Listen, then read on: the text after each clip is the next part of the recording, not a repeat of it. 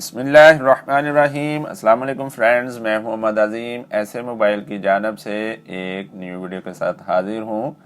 ये मेरे पास Infinix note 10 pro model है। तो ये देखें, ये इन्फिनिक्स नोट 10 प्रो मॉडल है। इसमें हम आज ये देखेंगे कि आपने कॉल रिकॉर्डर की ऑप्शन है जो उसको कैसे ऑन करना है ताकि आप जो भी कॉल करें वो रिकॉर्ड हो। तो ये डायल पैड ओपन किया है मैंने और ये आप सेटिंग में जाएंगे, इसकी ये सेटिंग पे क्लिक करेंगे। ये देखिए, ये इनेबल ऑटो कॉल रिकॉर्डर की ऑप्शन मौजूद है इसमें। तो इसको आप ऑन कर ये देखें, ये इनेबल ऑटो कॉल रिकॉर्डिंग की ऑप्शन को ऑन करेंगे तो आपकी जो भी कॉल है वो रिकॉर्ड होना स्टार्ट हो जाएगी।